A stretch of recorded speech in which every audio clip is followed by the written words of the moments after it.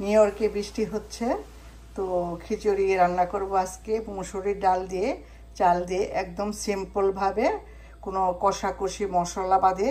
তো কিভাবে রান্না করতেছি অবশ্যই আপনারা আমার এই ভিডিওটি দেখবেন শেষ পর্যন্ত।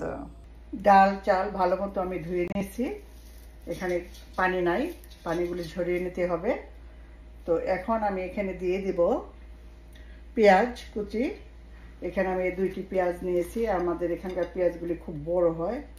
তো এখানে আমি আদা কুচি আর রসুন কুচি দিয়ে দিলাম। আদা রসুনের পেস্টও দেওয়া যায়, কিন্তু আমি আমার দাদিকে দেখেছি, সে কেটে দিয়েছিল আদা রসুন কুচি কুচি করে কেটে এভাবে তারপর রান্না করেছিল।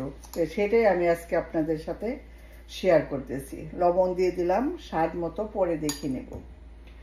একটু ভালো মতো মিক্স করে নেই প্রথম। এই খিচুড়িটা কিন্তু খেতে ভীষণ ভালো লাগে, তার কারণ কোনো মশলা আমি এর সঙ্গে অ্যাড করব না। আমার দাদিও এইভাবেই রান্না করতেন। এখন তেল দিয়ে দিব। আমি এখানে রান্নার তেল দিলাম, আপনারা সরিষার তেলও দিতে পারেন। এখানে আমি সানফ্লাওয়ার তেলটা ইউজ করলাম, অলিভ অয়েল দেওয়া যায়। মশলা আমি কোনো ধরনের মশলা ইউজ করি না, লাইক ফাঁকি মশলা, যেটা পাউডার মশলা। এইভাবে হাত দিয়ে ভালো মতো এটাকে মেখে নিতে হবে।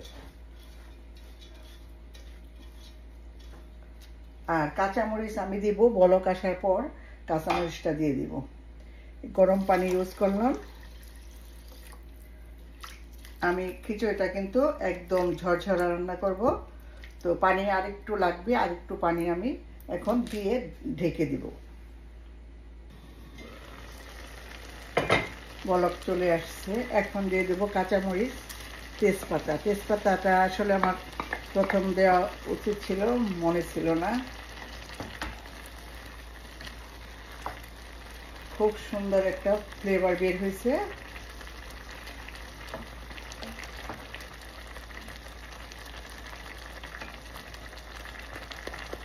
আমি চুলার আঁচটা মিডিয়াম করে দিব, মিডিয়ামের চেয়ে লো করে আমি আবারও ঢেকে দিব।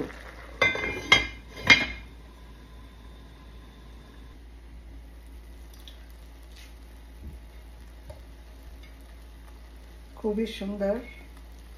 একটু এপিট উপিট করে দিব, বেশি নাড়াচাড়া করলে একটু ভেঙে ভেঙে দেওয়া দেখতে ভালো লাগে না।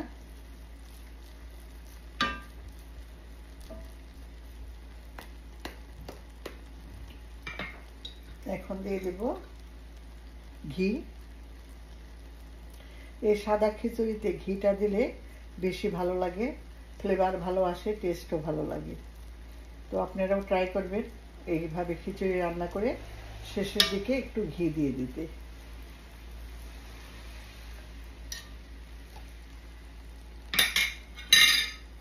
এভাবে আরো 2-3 মিনিট আমি রেখে দেব। লবণ দেখে নিয়েছি, লবণ ঠিক আছে। আমার মনে হয় নিচে একটু পানি আছে, আর 2-3 মিনিট পরে আমি চুলাটা বন্ধ করে দিব।